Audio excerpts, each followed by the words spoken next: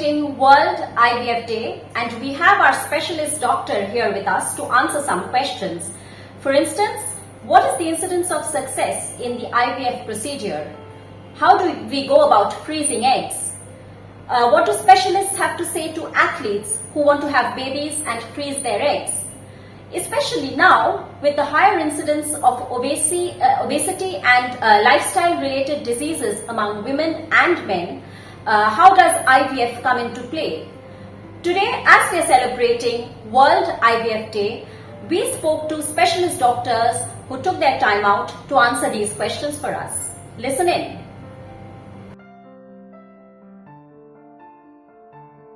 Hello and welcome to this very special interview for our IVF Day special, and joining me is Dr. Shruti Parekh. You know, there are a lot of misconceptions about IVF still in India. People don't want to talk about it. Hardly people know, especially the case with athletes and sports people. While they can be largely benefited with the IVF treatments available now, how much do we know? Do we actually have an idea as to what extent things have progressed, where research has taken us? And that's why Dr. Parekh, right? She's an expert who I will quiz and get some ideas which will then benefit my viewers, whether they are sports people or they are laymen and women in India. Dr. Parekh, thank you very much for your time. First question to you. If the treatments fail, what should be done? Yeah.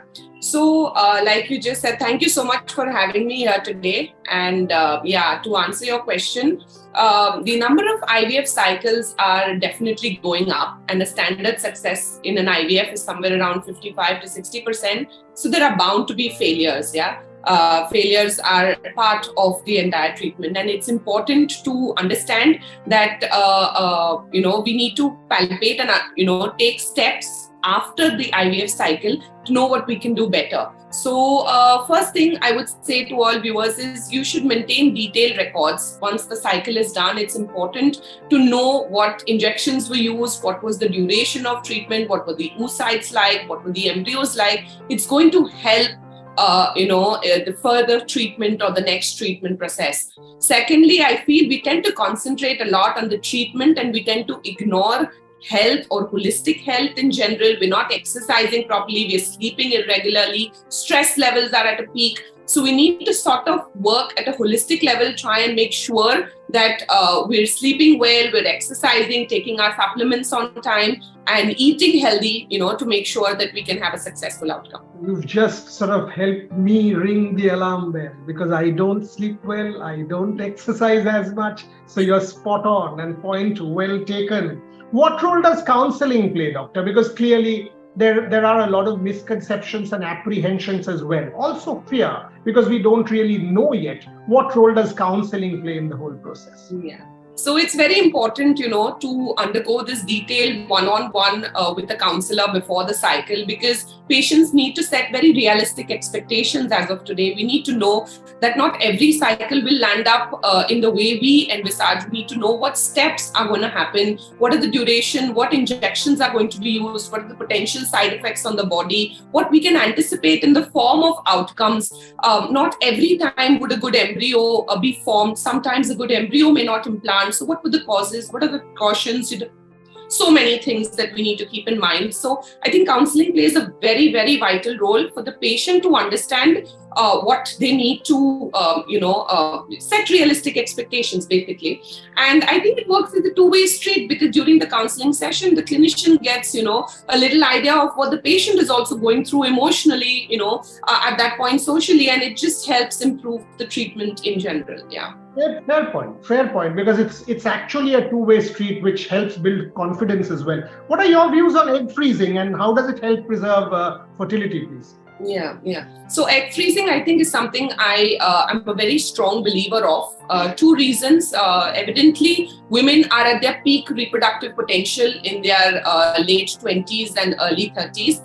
And this is definitely, sort of clashing with the career peaks for most women. So there's no denying that the two things are going to clash, and women are going to probably tend to push their fertility to their late 30s. Now, what this does is the egg is definitely at a poorer quality, leading to poorer fertility outcomes and probably poorer pregnancy outcomes for these women.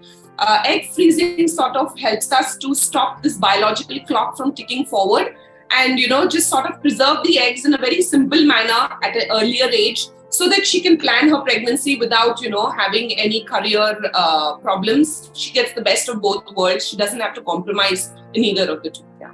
I think this is a very, very important point just made. Think about Sania Mirza. Sania, at the peak of her career at 30, decided to have a child, and all of us are like, what are you doing? You're at the peak of your career. What are you doing? Why are you doing it now? And whole of the tennis world went up in arms, and she did what she did because she's a trailblazer. But the question is, what was it? Was it a right call? Was it a wrong call? She could have done something different with exactly what Dr. Parekh just mentioned in terms of egg freezing. Yes, 2 years almost, she wasn't a part of the circuit. Could she have done it differently? And had it been done, could it have added to her career? Dr. Parekh, is the prevalence of male infertility rising in India?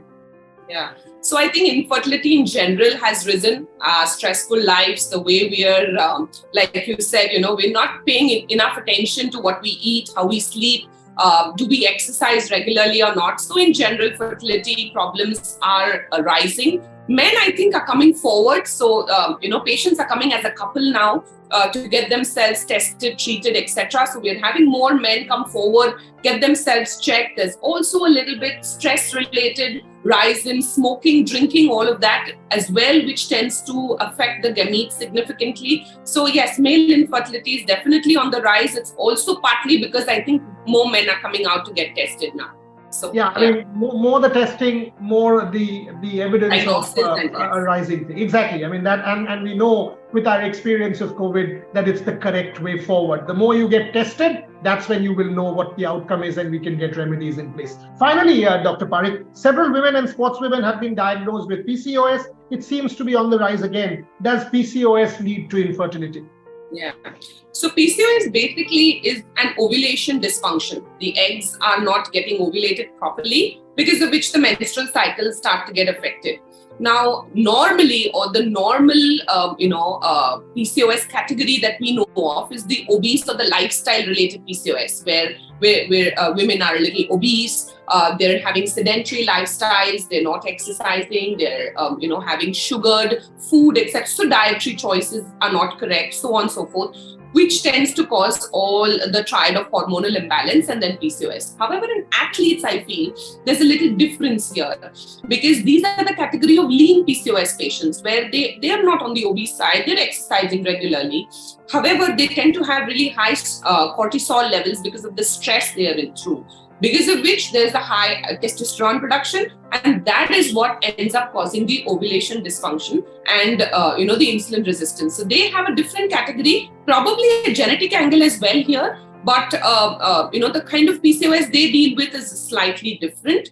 Regardless of what category of PCOS does end up affecting fertility. So if at the correct time we do not take the reparative measures, we don't take care of what we eat, we're not seeing the gynecologist because we think it's normal to have irregular periods, is incorrect, and PCOS can lead to future fertility compromise.